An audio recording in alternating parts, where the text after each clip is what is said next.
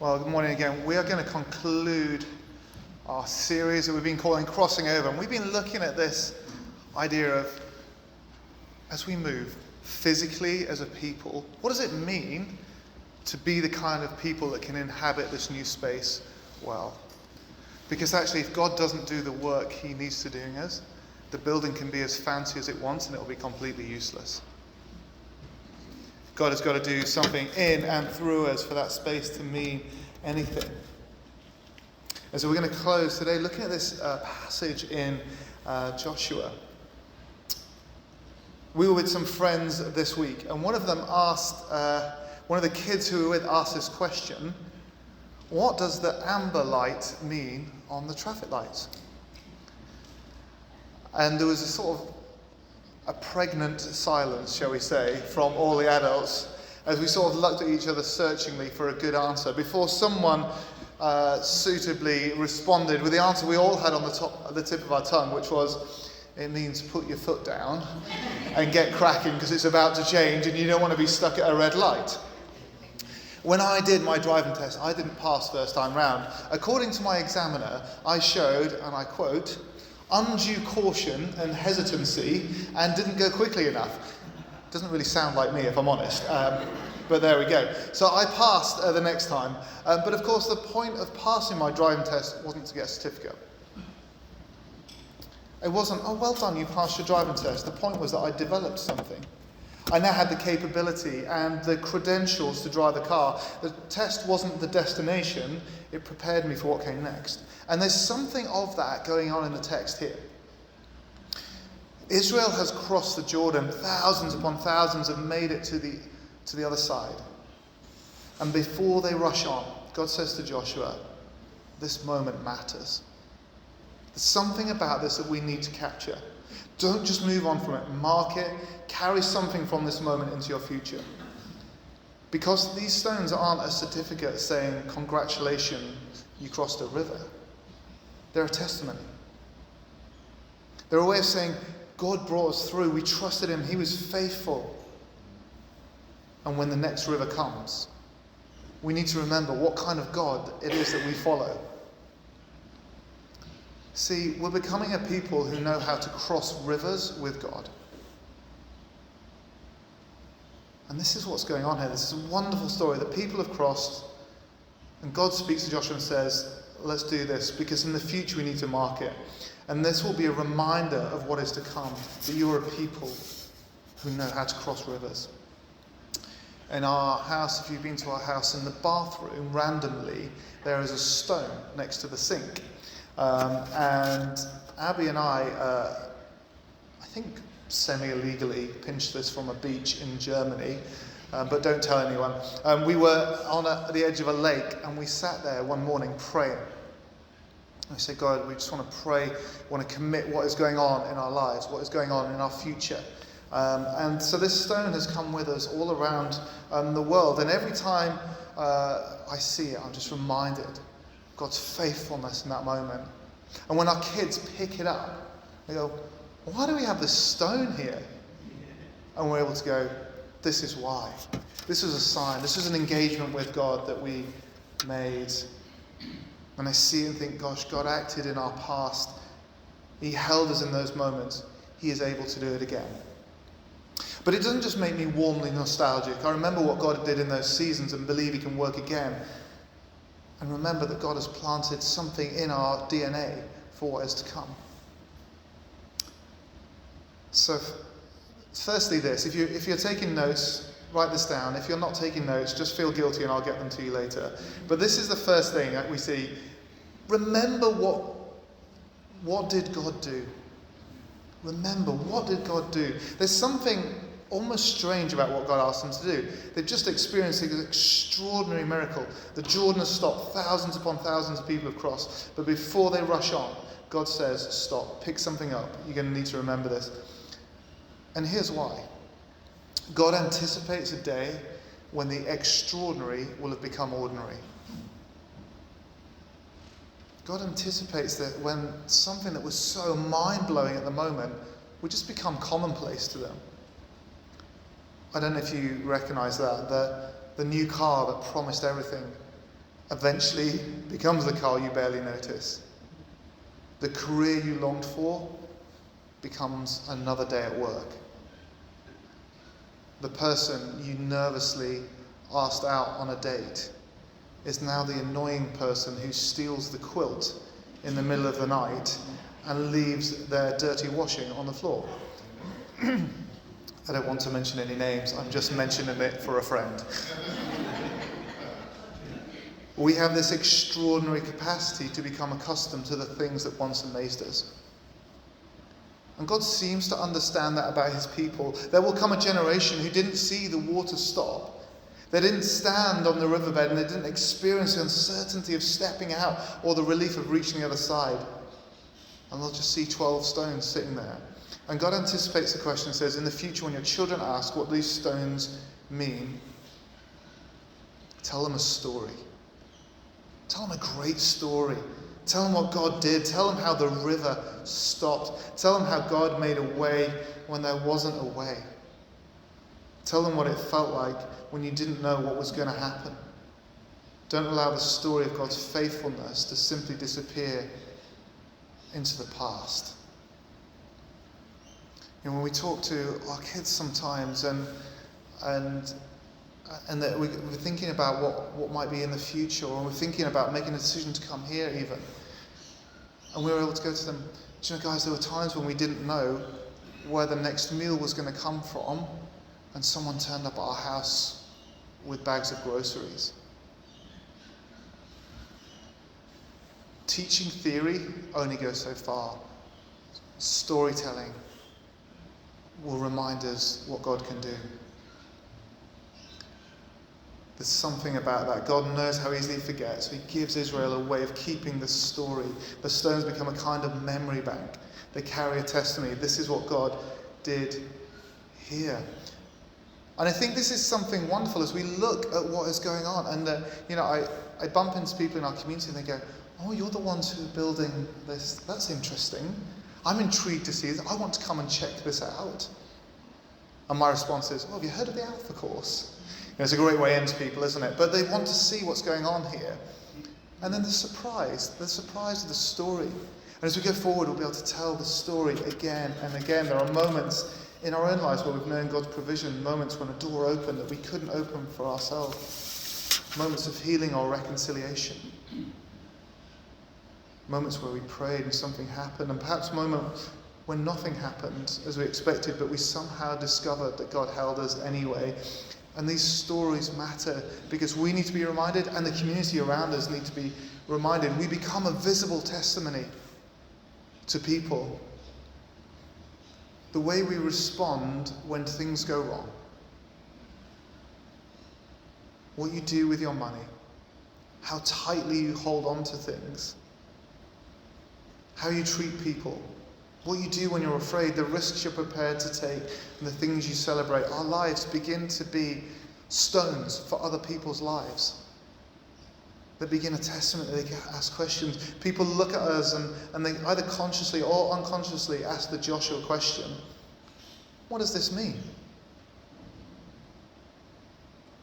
What does the way these people live tell me about their God? Is he trustworthy? Is he generous? Is he worth rearranging a life around? Does knowing him produce courage, generosity, hospitality, and other things?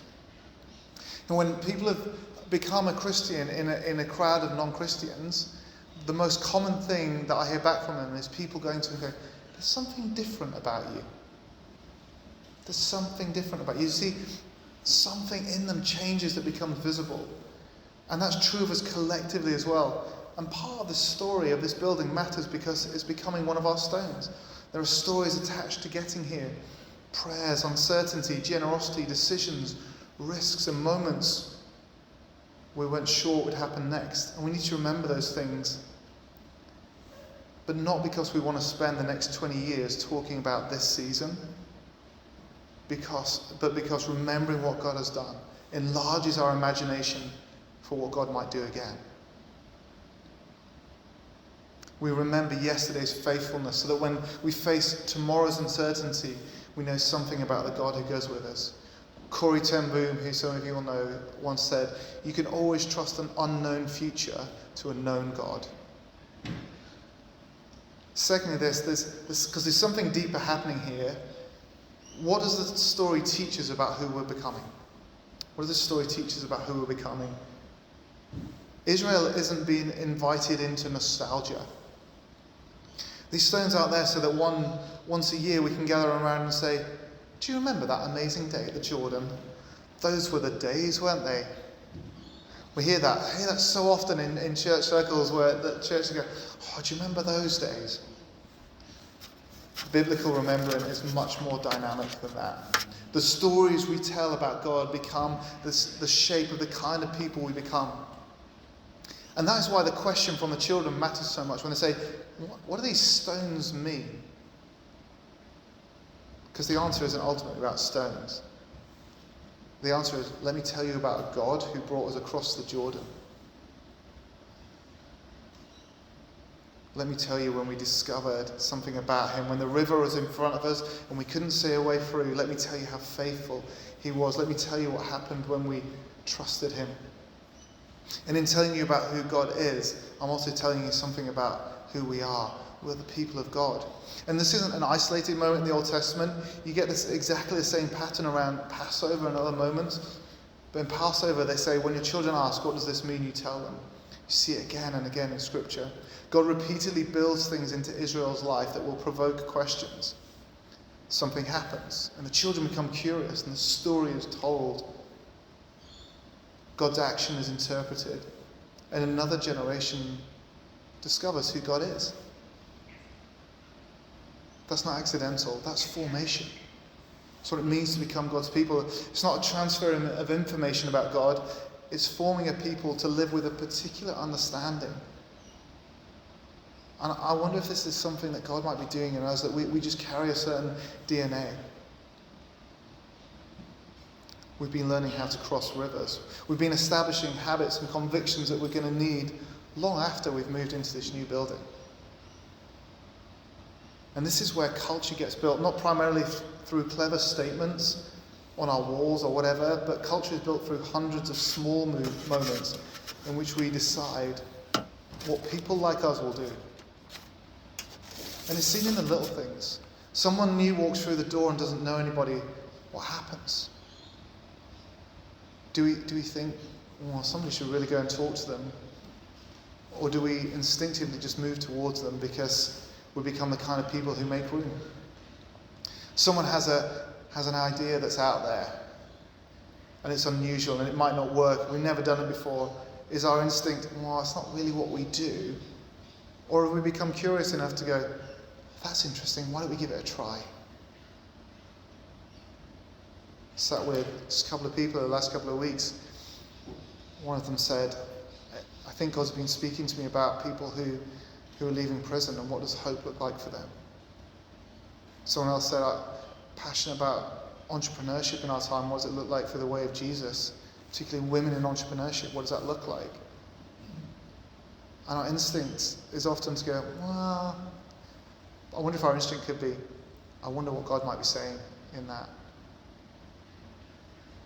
Something starts growing, and suddenly, when other people come in and we find this is a really particularly interesting one, seats in church and organists in church. Those are the two kind of hot topics. You've heard the one about the organist, the difference between the church organist and the terrorist. Sometimes you can negotiate with a terrorist. Seating have a similar kind of purview in our church culture. More people start coming in, and one day we walk in and someone is sitting in our seat. You know who you are. Or the music isn't our preference, or the children are making a noise, or the car park's got busier. Do we think this church isn't what it used to be? Or do we say, thank God people who weren't here before are finding a home among us? And that's tough sometimes. Particularly if people get to the coffee before I do. God puts something in front of us that seems bigger than our resources. Do we immediately produce a list of reasons why it might not work? Or does somebody say, hang on, There was a moment when we didn't know how we were going to fund this new building project, and God came through because it was his will. Why don't we pray and listen and see what God might want to do? And these moments seem tiny, but we repeat them for 5, 10, 20 years and they become something enormous. They become instinct and expectation, and they become the culture. This is what people like us do. This is our institutional DNA. We've been learning that when God calls us forward, fear doesn't have to have the final word. That church isn't something a few people provide whilst the rest of us kind of sit back and wait for the cakes to come out. But as we give ministry away, as we raise and release people rather than hold things tightly, and that following God sometimes involves faithful risk, that the Spirit of God is at work among us and through us. I think the danger is we look back at this story in 10 years' time and go, do you know, there's this strange period in 26 when everyone got a bit excited and we took some risks and we changed some things and we crossed into this new season, and then everything else settled down again. I think that's the danger of the moment. We don't want courage to be necessary for only one part of our moment. We want courage to be part of who we are. And courage means that we kind of face the stuff that's awkward and uncertain, but we still make it part of our story. Giving ministry away to others isn't just an initiative, but a posture. We want generosity and participation just to become instinctive. The stones aren't there so Israel can admire yesterday's courage. Yesterday's experience of God's faithfulness is there to form tomorrow's faithfulness. And the real gift of crossing the Jordan isn't simply that Israel gets to the other side, but they become a people who know how to cross rivers with God. I remember a friend of mine lived in the bush in Kenya, and whenever he'd come into town, he'd always had sort of this extraordinary journey. Didn't matter what he did, they were being held up by gunmen, there was people, it was just, every time they turned up, it was exhausting being with them. I don't know how they lived, but he had a winch on the front of his car. So, because whenever he went home 6 months of the year, he had to swim across a river and tie the winch on and get the car pulled across the river. You think your journey home's bad. And this is what he had to do every week, just every time, for 6 months just to get home. Are we people who are going to be good at crossing rivers? Not just in a moment, but in our DNA. And then finally this. There's this phrase that I just can't get away from. It says this: when your children ask. It's not when historians ask or the religious experts ask. Not when somebody writes the history of Israel. God deliberately turns their attention towards the generation who weren't there. One day your children are going to look at what you've built, the practices you've established, the decisions you've made, and they're going to ask this: what does all of this mean? What story are we currently telling our children about what it means to follow Jesus? Not simply what we teach them in kids' church, so that's good, but what are they learning by watching us? What conclusions are they drawing about God from the way we live together, the decisions we make, the things we prioritize, the risks we take, and the things we're prepared to sacrifice? Because whether we realize it or not, we're handing them an inheritance. And we're handing them a way of seeing Jesus that will lead the church in the next generation. They could inherit a story which says that church is something adults attend and try really hard to keep going. And that the goal is to keep everything reasonable and comfortable. And that Christianity is mainly about being nice, where sensible people make sure nothing goes too badly wrong. Or they could inherit a different story from us. They could grow up among a people who genuinely seem to believe that God is alive. People who pray because they expect God to act. Who give things away because they believe there's always more in God's kingdom. Who take faithful risks because they believe God can be trusted. And who make sacrifices for people they haven't even met yet. And who deliberately make room for those who will come after them. We are collectively responsible before the God of all creation for what we do while the church is on our watch. And not because this church belongs to us, but precisely because it doesn't belong to us. We received something that we did not create. People prayed before we arrived. People gave before we arrived. People took risks and served and worshipped and told the Jesus story before all of that. But in this brief moment in our history, the long story of God's church, it's been entrusted to us, and one day we give that away again. What kind of church do we want to hand to people? It's with the people who are leading the children's ministry across the diocese, across Melbourne and Geelong. And we asked this question. And we said we would love the 150-year vision for kids ministry, so that our grandkids don't have to fight the battles that we're fighting now around what it means to see people reached in our nation. Good vision. What faithful inheritance will we create? What DNA are we establishing?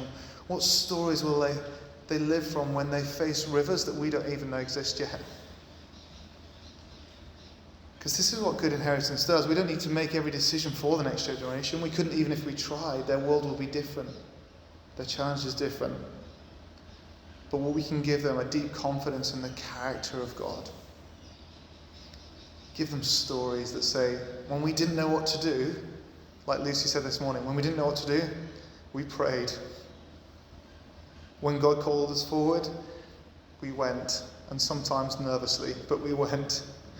When fear told us to protect ourselves, we chose faith. When we could have held tightly to what we had, we gave it away. When people weren't yet here, we made room for them anyway. And God says, when they ask, tell them. Tell them about the prayers God answered. Tell them about the moments. That's why when I meet up with people, I love hearing their stories. I love hearing how God has moved in and through people.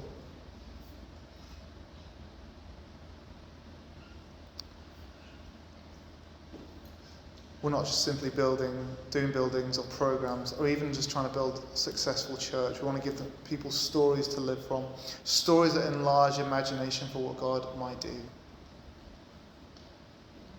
God has done this so that all the peoples of the earth, we read this at the end of Joshua 4, all the peoples of the earth might know that the hand of the Lord is powerful. And we begin to see that God is real and he moves in and through our land. We don't preserve the story because we're frightened of losing our past. We carry the story forward because there are children who need faith to live from and a world that still needs to know what God is like. You know, as I've been talking just to people, I can't seem to get away from the prodigal story.